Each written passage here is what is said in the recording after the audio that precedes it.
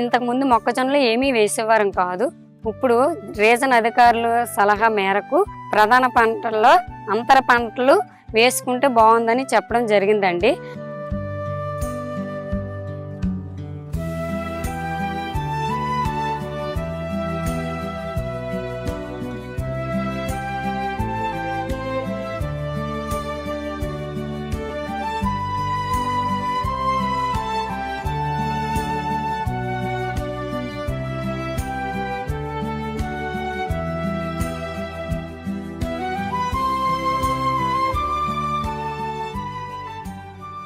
అందరికీ నమస్కారం అండి. నా పేరు కొంతాల మంగమ్మ. మాది విజయనగరం జిల్లా పోసిపేట మండలం గోవిందపురం పంచాయతీ బర్నికం గ్రామంలో గత 4 సంవత్సరాల నుంచి ప్రకృతి వ్యవసాయం చేస్తున్నామండి. నా సొంత పొలంలో 20 సెంట్లలో ప్రధాన పంట మొక్కజొన్న వేసుకోవడం జరిగింది. అంతర పంటలు తోటకూర, గోంగూర వేసుకోవడం జరిగిందండి. దుంప జాతుల్లో ముల్లంగి వేసుకోవడం జరిగిందండి. తీగ జాతుల్లో చిక్కుడు, బొబ్బర్లు వేసుకోవడం జరిగిందండి. ప్రధాన పంట మొక్కజొన్న రక్షణ కోసం ఎర్ర పంటలు, ఆవాలు వేసుకోవడం జరిగిందండి. అదే విధంగా బెంతు కూడా పెట్టుకోవడం జరిగిందండి.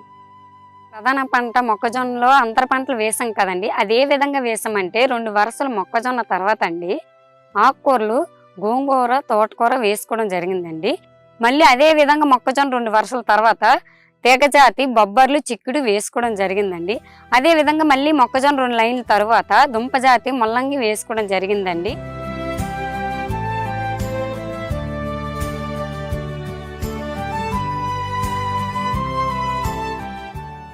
మొక్కజొన్నకు అందులో ఉన్న అంతర పంటలకు ఆ వండలుగా చుట్టుకున్న గణచమంతాన్ని మెత్తగా నలుపుకొని అవి బకెట్లోకి తీసుకొని మా 20 సెంట్లలో ప్రధాన పంట మొక్కజొన్నకు అంతర పంటలకు మొక్క మొదటన వేసుకోవడం జరిగిందండి.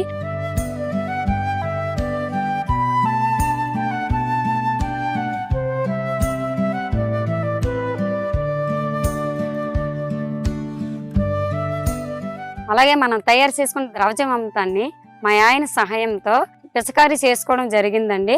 అలాగే మనం నీరు వదులుతున్న కాలువ ఉంది కదండి, దాంట్లో మనం బకెట్లతో పోసుకుంటే ఆ 20 సెంట్లలో మన ఆకుకూరలు ఏవైతే ఉన్నాయో, మన ప్రధాన పంట మొక్కజొన్న ఏదైతే ఉన్నదో మొక్కకి వెళ్ళడం కూడా మేము గమనించామండి.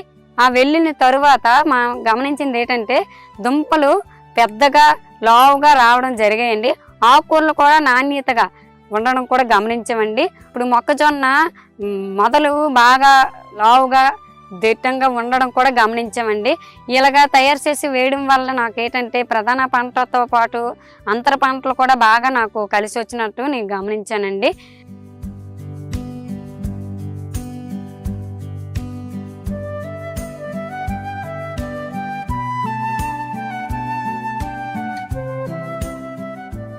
ఒక మొక్కజొన్న మొక్కను తీయడం జరిగిందండి. ఆ మొక్కజొన్నకు ఉన్న వేరు వ్యవస్థ చాలా పొడవుగా ఉండడం గమనించానండి. అదే ఆ మొక్కకు చుట్టూ పట్టిన మట్టి చాలా ఎక్కువగా పట్టి ఉందండి. ఆ ఉన్న మట్టిను ఇలాగా చేతులతో నలిపి తీసి చూస్తే అది చాలా మెత్తగా మృదువుగా ఉండడం గమనించానండి. ఆ మట్టిని కూడా వాసన చూస్తే చాలా మంచి వాసన వచ్చిందండి. దానివల్ల నాకేమనిపించిందంటే ఈ ప్రకృతి వ్యవసాయంలో చేయడం వల్ల నా ఆరోగ్యంతో పాటు నా పంట కూడా, నా భూమి కూడా చాలా బాగుంటుందని నేను గమనించానండి. అలాగే నా తేనెటీగలు, తూనీగలు రావడం జరిగాయండి. తేనెటీగలు అయితే చాలా ఎక్కువగా రావడం, ఆవాల మొక్కల పైన వాటి పైన అలాగ ఆడుతూ అలాగా మొక్కల పైన ఉండడం కూడా నేను గమనించానండి.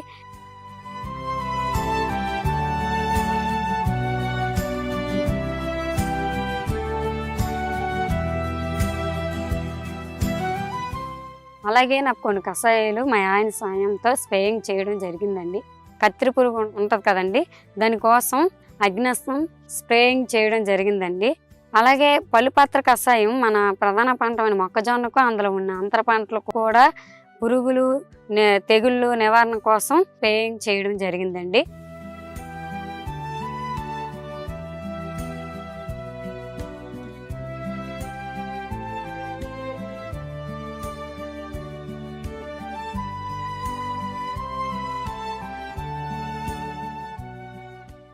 ఆకుకూరలు తీయడం జరిగిందండి. ఏంటంటే మెంతికూర, గోంగూర, తోటకూర తీయడం జరిగిందండి. అలాగే మన దుంప జాతి కూడా వేసుకున్నాం కదండి, ముల్లంగి. చాలా పెద్ద దుంపలు, అవి చూసి నాకు చాలా ఆనందంగా ఉందండి. తీసుకున్న తర్వాత ఇంటికి తీసుకెళ్ళడం జరిగిందండి. తీసుకెళ్ళిన తర్వాత మాకు రచ్చబండ ఉందండి. ఆ రచ్చబండ దగ్గర నేను ఈ ఆకుకూరలన్నీ పెట్టానండి. ముందు మా ఊర్లో ఉన్న రైతులందరూ వచ్చి ముల్లంగి దుంప 2 దుంపలు 50 రూపాయలకి, కట్ట 10 రూపాయల కట్ట ఏమో 20 రూపాయలకి అలాగా తీసుకెళ్ళడం జరిగిందండి. అదేవిధంగా పండినటువంటి ఆకుకూరలు, దుంపలు ఇంటికి తీసుకువెళ్ళి దుంపల్ని శుభ్రంగా కడుక్కొని అవి వండుకోవడం జరిగిందండి. అవి నేను, మా ఆయన, మా పిల్లలు కూడా తినడం జరిగిందండి.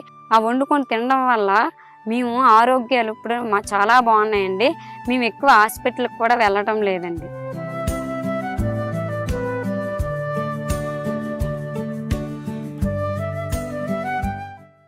ప్రతి ఒక్క రైతులు ప్రధాన పంట అయిన మొక్కజొన్నలోనవని ఏ పంటలోనైనా అంతర పంటలు వేసుకుంటారని, ఆకుకూరలైన, దుంప జాతి అయినా, తీగ జాతి అయినా ఇలాగా అన్ని రకాలు వేసుకుంటూ వాళ్ళ ఆరోగ్యం కాపాడుకుంటూ అలాగే అమ్ముకొని ఆదాయం కూడా సంపాదిస్తారని మనస్ఫూర్తిగా కోరుకుంటున్నానండి.